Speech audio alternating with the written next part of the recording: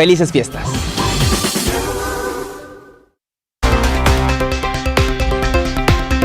Sin duda, la noticia más importante para la economía hoy es la declaratoria de emergencia económica por parte del gobierno del presidente Gustavo Petro.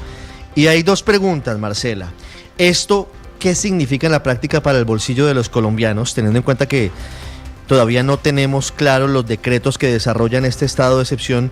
Y si realmente a través de esta emergencia se resuelve el problema fiscal que tiene el Estado colombiano. Pues Ricardo, comencemos por la primera parte. Significa que los colombianos, entre personas naturales y empresas, vamos a tener que poner sobre la mesa 15,7 billones de pesos. ¿Por qué? Porque esa es la cifra que según el gobierno le está haciendo falta para completar las cuentas. Acuérdese que ese decreto de emergencia no solamente habla del hundimiento de la reforma tributaria en el Congreso, pinta un panorama de desastre en varias áreas del país, como por ejemplo orden público con los paros del ELN y el ataque con drones. También está pintando una situación difícil para el sistema de salud y falta de financiación. No hay con qué pagar subsidios a la energía eléctrica y el gas, y la lista sigue. De ahí salen esos 15,7 billones de pesos. El gobierno sigue evaluando las medidas, ya se bajó de la idea de ponerle 5 por mil a las transacciones financieras, está hablando de nuevos impuestos para los bancos, también está hablando de aumentar las tarifas del impuesto al patrimonio, en especial para aquellas personas que tienen mayores niveles de ingreso. Ahora, ¿es esto suficiente para arreglar la situación financiera del país? Escuche usted la respuesta que nos dio Richard Francis, el hombre que en Fitch se encargó de bajarle la calificación crediticia del país hace apenas unos días. Si el gobierno llega a una reforma así, el déficit podría ser un poco más que 6% en vez de más que 7%. Entonces, puede ayudar, pero no va a resolver el problema. No va a ser suficiente, no va a resolver el problema. ¿Y por qué? Solamente Fitch está haciendo el cálculo de que vamos a necesitar todo el próximo gobierno, 4 años completos, con medidas no solo de mayores ingresos, sino también de recortes al gasto para llegar a equilibrar las finanzas públicas. Esto no solo lo dicen desde fuera del país. El Comité Autónomo de la Regla Fiscal emitió hoy una nueva alerta, un nuevo jalón de orejas al gobierno y le dice: señores, ustedes están programando aquí gastos hasta 2029 que están bien por encima de los ingresos reales que tiene la nación. Es que ese es el punto, el gobierno sigue gastando, no hay ninguna intención de recortar gastos y lo que hace al contrario es clavarles nuevos impuestos a los colombianos.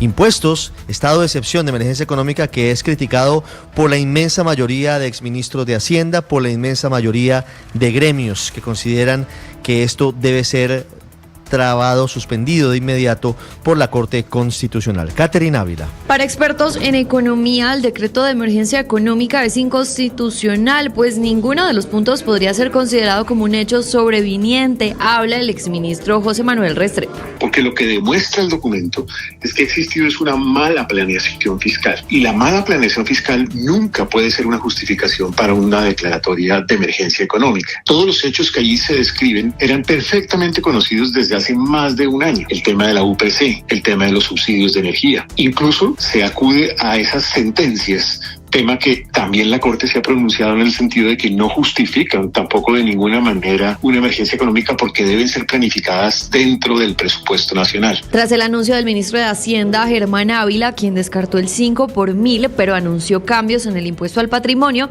el exministro del gobierno Petro, José Antonio Ocampo, aseguró que es una decisión errónea. Es un impuesto al patrimonio que también afecta a las personas jurídicas. Ese sí me parece un gran error. El impuesto al patrimonio debe ser sobre personas naturales, no sobre personas jurídicas.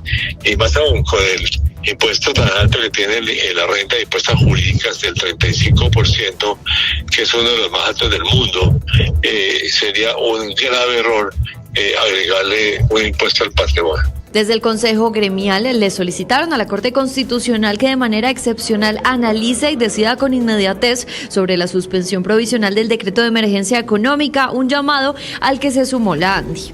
Catherine, gracias. Y no solamente entre empresarios y exministros hay revuelo, también lo hay en el Congreso, donde don Andrés Carmona ya está anunciando medidas ante la Corte Constitucional, demandas y todo tipo de acciones para tratar de frenar esta declaratoria. Marcela, hay que tener en cuenta que esta declaración de emergencia económica se da en un momento en el que los congresistas no están sesionando de forma ordinaria, están en receso legislativo, están en campaña electoral. Sin embargo, para los defensores del gobierno, esta medida era necesaria por la actuación o la desidia del Congreso de no querer tramitar la ley de financiamiento. Escuchemos lo que dice el representante por el Pacto Histórico, Alirio Uribe.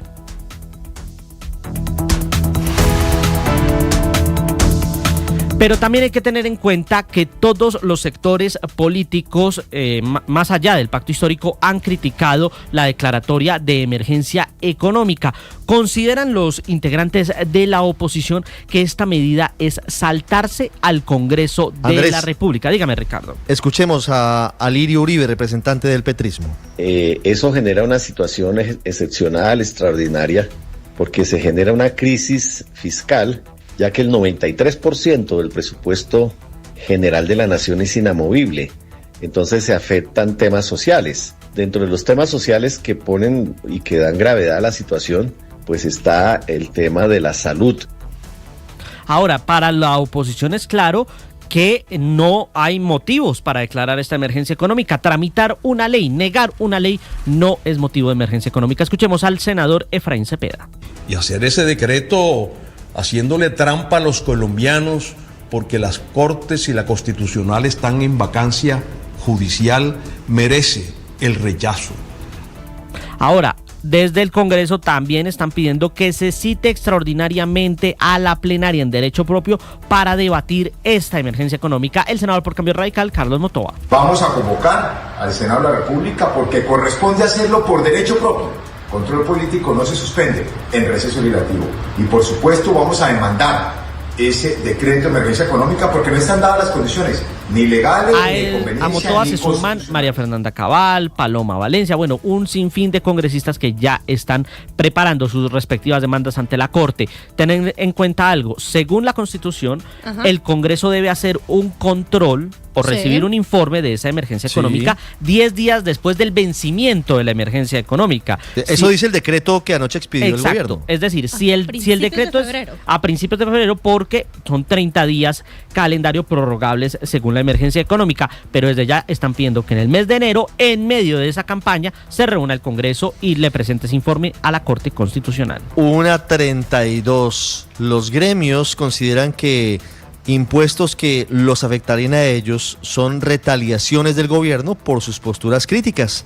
Uno de los que levanta la voz es FENALCO, la Federación Nacional de Comerciantes. Salima Feris. Ricardo, como usted lo dijo, FENALCO expresó su preocupación por la reciente decisión del gobierno nacional de declarar estado de emergencia económica, advirtiendo que convertiría a los gremios en sujetos pasivos del impuesto al patrimonio. Según el gremio, esta medida no solo tendría un impacto financiero, sino que sería usada como un mecanismo para debilitar y silenciar a organizaciones que han cuestionado las políticas económicas del gobierno. El expresidente de FENALCO, Jaime Alberto Cabal, advirtió que incluso en estados de excepción la Constitución protege la libertad de asociación y expresión y que usar la carga tributaria con fines políticos pondría en riesgo el equilibrio democrático.